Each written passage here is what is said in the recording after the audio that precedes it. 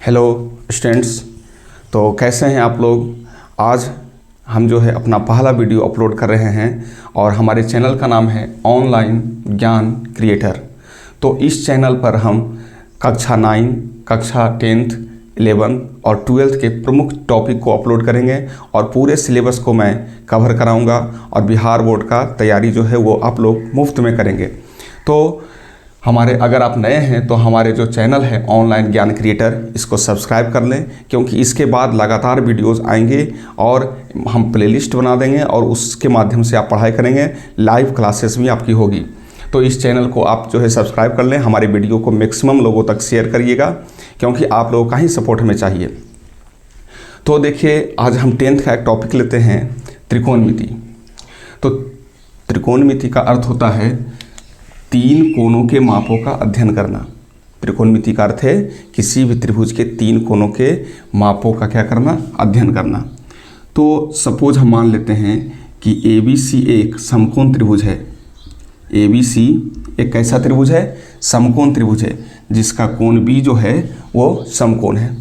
तो 3 चीज़ को हम ध्यान रखेंगे इसमें। सबसे पहले क्या है कि समकोण के सामने की जो भुजा होती है उसे हम क्या कहते हैं, हाइपोटेनस, उसे कर्ण कहा जाता है। समकोण के सामने की भुजा क्या होती है, कर्ण। उसके बाद आता है लंब। तो जिस कोण की चर्चा की जाए, जैसे कोण A के बारे में कहा जाए, कोण C के बारे में कहा जाए, तो जिस कोण के बारे में कहा जाए उस कोण के सामने वाली जो भुजा होती है वो लंब होती है। जैसे हम इस कोण को मान लेते हैं थीटा, तो इसके सामने की भुजा BC है, तो BC क्या है, लंब। अब त्रिभुज में 3 भुजाएं होती है, तो 2 भुजा, एक कर्ण, एक लंब तो हो गया। तो तीसरा भुजा जो बच गया वो भुजा हो गया हमारा आधार। ये हमारा बेस हो गया। ये हाइपोटेनस है, ये परपेंडिकुलर है और ये AB जो है वो हमारा बेस है। अब जब हम त्रिकोणमिति पढ़ेंगे तो एक चीज़ और आप ध्यान रखिएगा कि समकोण त्रिभुज में कर्ण जो होती है वो सबसे लंबी भुजा होती है। कर्ण क्या होती है, कर्ण सबसे लंबी भुजा होती है। सबसे लंबी भुजा होती है, कर्ण सबसे लंबी भुजा होती है। त्रिकोणमिति का जब हम अध्ययन करेंगे तो त्रिकोणमिति में क्या है कि 6 निष्पत्तियां होती है। कौन कौन है, जैसे हमें पढ़ना होगा साइन, कॉस, टेन, कॉट, सेक, कोसेक। अब इसी 6 निष्पत्तियों के इर्द गिर्द पूरा त्रिकोणमिति जो है वो घूमता है। तो एक चीज और ध्यान देंगे, ये हमारा शॉर्ट फॉर्म है साइन, तो SINE लिखते हैं, लेकिन हम लोग जो मैथमेटिकल टर्म यूज करते हैं तो उसमें SIN साइन लिखते हैं। कोस का पूरा नाम कोसाइन होता है, टेन का टेंजेंट होता है, कोट का कोटेंजेंट होता है, सेक का सेकेंट होता है और कोसेक का कोसेकेंट होता है। अब इसके साथ कोई ना कोई कोण जुड़ा हुआ रहता है। जैसे हम थीटा जोड़ देते हैं, sine theta, cos theta, tan theta, cot theta, sec theta और कोसेक थीटा।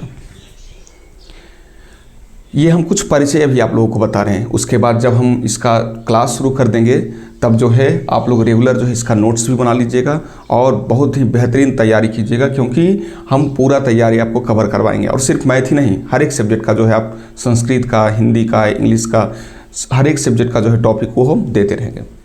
तो साइन थीटा, तो आप लोग ध्यान रखिएगा, साइन थीटा क्या होता है, लंब बटा कर्ण।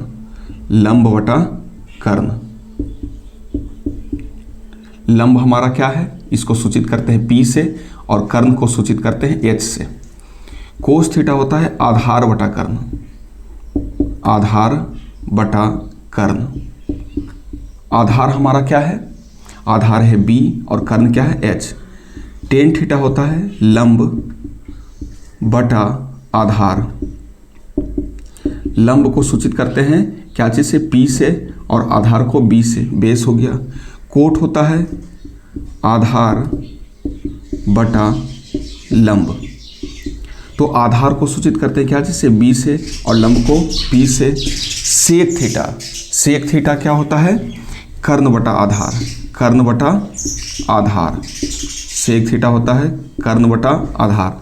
कर्ण क्या है H और आधार क्या है B। कोसेक जो होता है वो क्या होता है, कर्ण बटा लंब, कर्ण बटा लंब। तो कर्ण क्या है h और लंब क्या है p।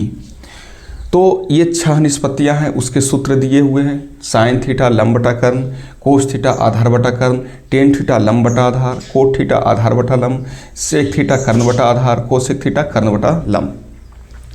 अब हम लोग ध्यान रखेंगे कि साइन जो होता है वो कोसेक का उल्टा होता है। जैसे साइन थीटा लंब बटा कर्ण, तो कोसेक उल्टा कर देंगे, कर्ण ऊपर और लंब नीचे। कोस जो होता है वो सेक का उल्टा होता है। कोस थीटा आधार बटा कर्ण, तो सेक थीटा कर्ण बटा आधार हो जाएगा। फिर टेन जो होता है वो कोट का उल्टा होता है। टेन थीटा लंब बटा आधार, तो कोट आधार बटा लंब। तो आप लोग इस फॉर्मूलों को ध्यान से देख लीजिएगा और इसका आप स्क्रीनशॉट ले लें, ताकि जो है दिक्कत नहीं हो। जब भी क्वेश्चन सॉल्व करेंगे तो ये फॉर्मूला आप लोग ध्यान रखेंगे, इसी के आधार पर बाकी प्रश्न बनाए जा सकते हैं। अब हम लोग देखेंगे इसमें यूज होगा एक प्रमेय जिसको बोलते हैं पाइथागोरस प्रमेय। पाइथागोरस प्रमेय। पाइथागोरस प्रमेय क्या कहता है कि किसी भी समकोण त्रिभुज के बड़ी भुजा का वर्ग अन्य दो भुजाओं के वर्गों के योग के बराबर होता है। तो बड़ी भुजा हम बताए भी तुरंत, सबसे बड़ी लंबी भुजा या बड़ी भुजा क्या होती है, कर्ण। तो बड़ी भुजा का वर्ग या लंबी भुजा का वर्ग अर्थात कर्ण का वर्ग अन्य दो भुजाओं के वर्ग के बराबर होता है। तो लंब का स्क्वायर प्लस आधार का स्क्वायर। इस फॉर्मूले को ध्यान रखेंगे, कर्ण स्क्वायर बराबर लंब स्क्वायर प्लस आधार स्क्वायर। तो इसके आगे जो है कुछ टॉपिक और बताएंगे, एक बार और हम रिकॉल कर लेते हैं इसको। कर्ण किसी भी समकोण त्रिभुज की सबसे लंबी भुजा होती है। शेष भुजा आपकी है लंब और आधार। जिस कोण के लिए कहा जाए, अगर यहाँ पे थीटा यहाँ पे है ए के पास, तो कोण ए के लिए जो है लंब है वो BC हो जाएगा। अगर C के लिए कहा जाए तो लंब क्या हो जाता, AB हो जाता। इस चीज़ को ध्यान रखेंगे। फिक्स दो चीज़ है, सॉरी एक चीज़ फिक्स है, आपका कर्ण। समकोण के सामने वाली भुजा क्या होगी, कर्ण होगी। तो आप लोग इसे ध्यान से देखेंगे और हम आपको विश्वास दिलाना चाहते हैं कि बोर्ड एग्ज़ाम में आपके मैक्सिमम मार्क्स होंगे। आप सिर्फ मेरा सपोर्ट करें और हमारे YouTube चैनल को सब्सक्राइब करें, वीडियो को शेयर करें, लाइक करें।